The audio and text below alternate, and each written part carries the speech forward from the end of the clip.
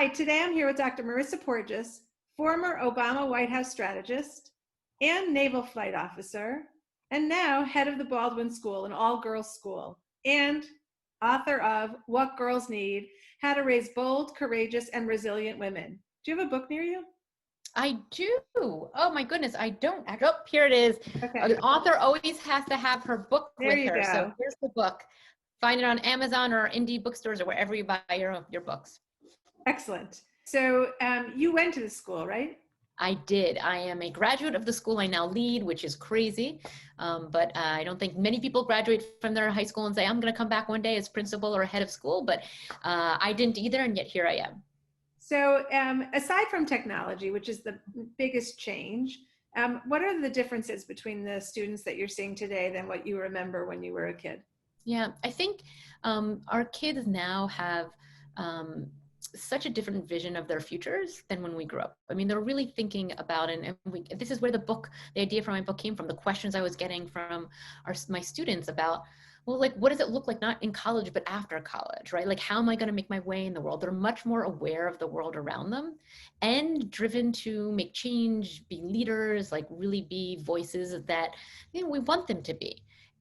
But I think it's much more advanced than I was, right? In a lot of ways, I look back on it now. I think that's one thing. I think also the role of how we educate our kids, but particularly our girls, has changed a lot, right? Because it's no longer just about content. It's no longer just about what we teach them in a language class or a coding class or in a math class or English. It's how we teach them to connect concepts and to develop the certain skills, whether it's how they communicate and present, how they take perspective and relate to other people, how they empathize, how they adapt. These are the things that are going to be as or even more important sometimes in their growth and their future success, wherever they head next, than what they read in English class or what they learn in history class. I mean, so I think we really need to think differently about education too. I think I might have been a parent when I thought about the things that today's high school kids are thinking about. Like, high school, Yeah, nothing. right. And so yeah. And so there, one of the girls that I tell a story about in the book, when asked about what she envisions for the future or what sort of concerns her, she actually mentioned uncertainty, right? The thing on her mind is how uncertain the future is. And you're thinking, like, that's crazy, right? Then she became a total teenager and said something about, like her mom being there to help. And so I think it's this tension between their understanding of the future, but then they're trying to imagine their roles in it, which is where it really is important, particularly for girls, to figure, well, how do we help them emphasize their personal strengths? How do we nurture their empathetic thinking? How do we nurture their communication skills, their ability to compete? Those things are going to be so core for them, key for them, no matter where they go. And that's what will make the difference. How do we do that? Well, so this is where, little things can make a really big difference. Little ways that we role model for our girls, little ways we are honest with our girls. I think that's one thing in particular I've learned, is really being honest with our girls as they enter middle school and high school, to say, this is where I struggle. This is what it looked like through my lens. I don't want you to face that. So here are my stories. We always think we have to tell the positive stories of how it worked out. One of the most, research shows that actually one of the most impactful things we can do is share moments of failure. Particularly when it's about, like, someone they look up to, and whether or not, they may roll their eyes, but girls look up to their parents, their mothers, their aunts, the women in their life, or the women they see on TV. And finding those role models for them as well is a really incredibly impactful way for girls more than boys, interestingly enough, to help guide them in where they need to be and what they need to learn when they grow older. So that we talk all the time about this idea of failure and how it leads to resilience. And I think it's really important, but the word failure to me always, it makes me so nervous, because what does that mean for some parents who are, like, let's say, very literal, and Yep. they let their kids spiral too long when maybe an intervention was required much earlier? Mm-hmm. So it's not really failure, right? No, I mean, it's failure. I say failure with a little f versus a big F. And interestingly, I think more often I see parents who go the other direction and aren't willing to let their daughters in particular fail in the little f ways, right? Girls, research shows, have a tendency to be perfectionist, right? And so the moments for failure are actually they're the moments when they're not doing as well as in a test, or where they're navigating friendship boundaries and it doesn't work out, or whether, something happens and maybe it's something more, even egregious than that, whether it's emotional or some, boundary crossing or rules breaking. But they're usually done in moments where they're in a safe environment, right? School, home, amongst friends or family. Those are places when you're a preteen or a teen where you can have those moments of failure and be coached to navigate them, right? And this is, I think, the subtle difference, right? It's about parents, and we talked about this before we even started our chat right now, about how to guide versus step in, right? This idea of, coaching your daughter to, speak up at school when she needs help, right? So it's not you doing the talking. It's okay, she failed something. There was a moment where she did something wrong, perhaps broke a rule, is getting disciplined, needs help on in academics and a test. And these are the moments when it's about helping your daughter practice speaking up and taking, practicing her voice, because it grows a muscle. It's actually muscle memory that then that young girl, when she's in college or beyond, will remember what to do. One of the girls at my school, I remember vividly, when she was able to speak out and speak up in a moment when she was sexually harassed, on a campus in our area, right? And she, on her own initiative, had this amazing moment. I heard about it later, where she was able to speak out, speak up, defend herself in the way that we hope all our girls do. And when I talked to her about it afterwards, I said, where did you learn that? Like, that's something that most adults would be uncomfortable with. And she can actually remember, and she pointed out two moments. She said, I can remember when I was a little kid, when I was like 10, and my dad made me call for pizza. Whenever we ordered pizza, I had to call, not my twin brother, not my mom, but me. I hated it. It made her awkward, uncomfortable, but he made me pick up the phone and place the order. Right? In the same version now, it's a reason not to use your app to order, but maybe it's out at a restaurant. Maybe it's on the phone. Maybe it's a moment that when we're out next at museums or the amusement park. Right? But helping them realize what it means to speak up. She then remembers what happened when she got to high school. She said, yeah, and then when I was in high school and I needed help on a test or in a class, my parents wouldn't step in for me. They made me practice with them at home what I would say to my teachers in school. And then in the morning, they would say, okay, go do it yourself. And at the end of the day, they'd say, so how did it go? And if I hadn't done it, they wouldn't say, okay, we'll do it now. They'd say, all right, well, tomorrow you have to, because you clearly need help on the test or the homework assignment or whatever it was.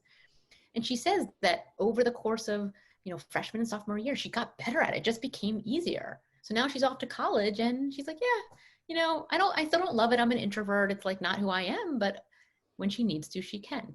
So I think that's what we're trying to emulate in lots of little ways. That's the perfect story. That's amazing. So you talk about the importance of role models. It's actually a reflection of social science research that shows that women actually respond sort of more emphatically that the same gender role model makes bigger difference for young women than it does for men. We see this in STEM, that, engineers and scientists and young women who have female role models in the same industry actually help them, not just, because they mentor them, but because they see that they can do it and then they believe they can, particularly in male-dominated industries. So these are a number of the reasons why, it's really important to think about putting women front and center for our girls. And there's a lot of ways we can do this that isn't heavy lifting. And this is, I think, part of what parents should remember, because it's not about doing everything, but it's about finding little moments. Like the next time you're online or on social media or see on the news some cool woman conquering the world, take a moment and pause or record it or snapshot it and say, hey, and show it to your daughter the next time you have a moment. Did you see that thing that, someone did? It's very cool, right? And over time, it just reinforces this mantra that they have internally that says, yeah, no, of course I can be an astronaut. That's what aren't girls always astronauts, right? So you have a little bit of an artificial laboratory going on at your school where you get to build all of these characteristics in girls that are going to go out into the world. And the world might not welcome them for all of those traits. So is that part of, are there components of what you're educating them and how you're raising them to be ready for that? Yeah, it's so true. And I think, and I've seen that in my own life. I think any woman listening, particularly those who work outside the home in industries that still have a lot of gender norms perhaps at play, can think of those moments when they were caught aghast maybe, or sort of surprised that sort of, even though we've come out far away, there's still a lot to go in the system. And we all need to, I think, prepare ourselves for that and prepare our girls.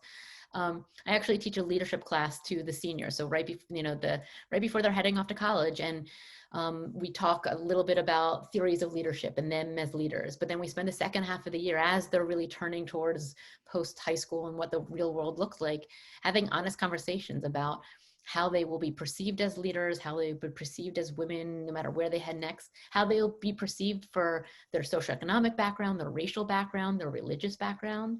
It's something that I think just an honest conversation helps prepare them. They won't be as surprised when they're, met by whatever hurdle they're met with when they get into the real world.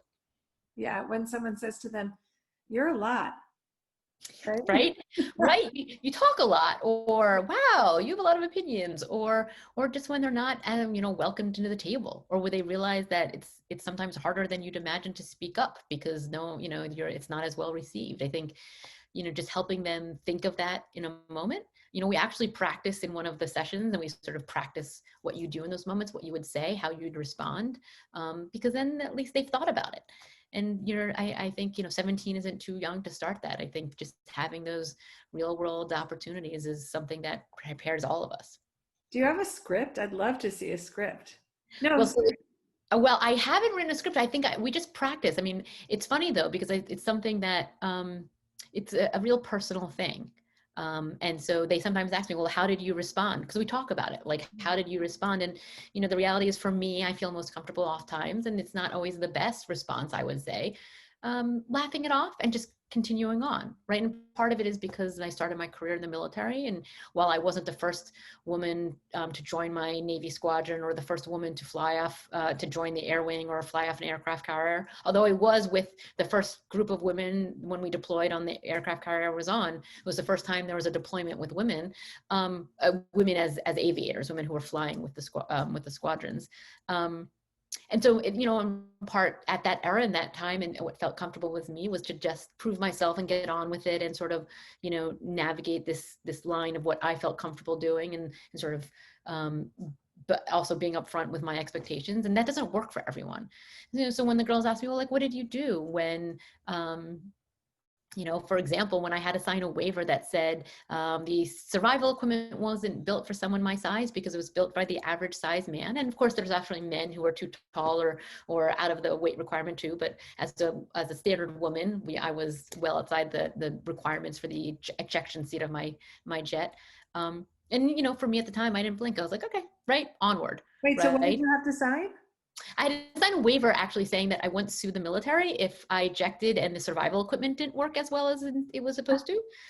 So I didn't tell my mother that. So this is something that, the stories are coming out now. I'm not sure she would have been pleased of that one, but, but I remember both either moments like that or moments where there was sort of more, a different sort of,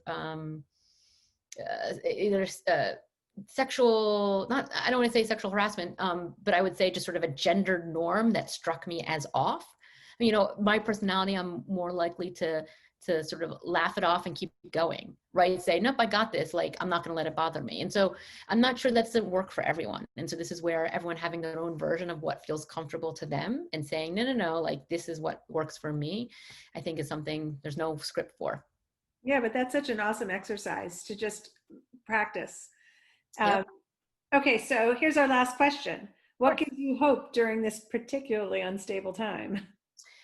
The kids, I just have to say, they're the ones who are most resilient right now, even as I think all of the adults and teachers and educators and parents are thinking, oh my gosh, how can we do it? Right. And when our girls came back to campus, and yeah, they were surprised and they were shocked. They were also like, all right, like, what do I do next? And how do I do this? And I think our kids are learning to be adaptable and resilient in a way that will set them apart for the rest of their lives. And you combine that with new ways we're teaching them and new skills they're developing and new ways they're hopefully learning to empathize with each other. And that's a huge part of my book as well, is really how we nurture those skills of empathy and adaptability in our girls in particular. And, you know, I think it just gives us hope for what the next generation will be able to do for all of us. Dr. Marisa Porges, thanks so much for being here with us. Thank you for having me, and I look forward to connecting with viewers.